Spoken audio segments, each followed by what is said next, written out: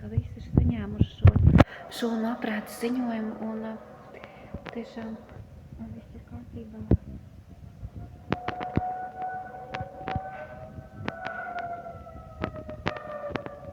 Jā, izklausās tā kā es būtu Ukrainā un būtu sākusies tā kā uzlidojums un tad nekas tāds nav. Mēs tikai brīdinājām. Tas ir tikai pārbaudas. Šīs ir tikai pārbaudas. Sirēnas.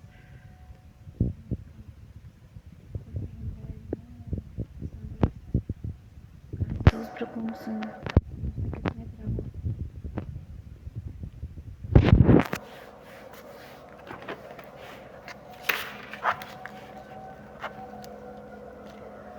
Tās te strādāja. Kopētājs.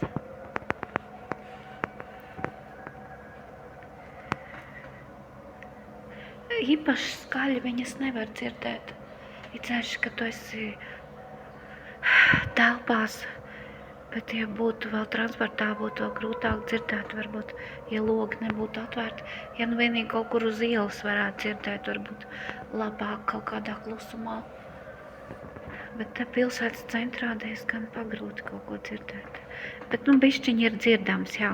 Un, protams, ik viens, kurš izdzirdētu, ja tas būtu nopietni, tad, protams, brīdinātu viens otru un visi mēs ietu un meklētu kādu vietu, kur patvērties, tur, kur nav logi, kur ir tikai sienas un vēlams dubultās sienas. Jā.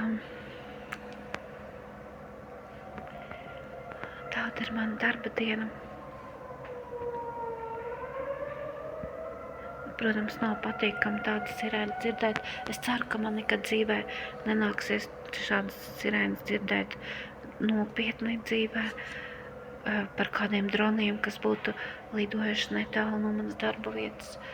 Tā kā, jā, cerams, ka viss būs labi un ka Dievs svētīs Latviju un paglābs no šādām lietām.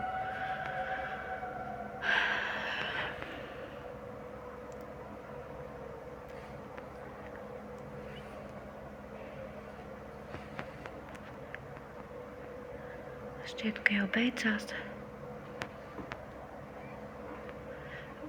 Vairāk arī nedzird. Jā, laikam tas arī bija viss un tiešām vairāk arī sirēnas nav. Jā, tā kā bija interesanti paklausīties skaņās aiz loga.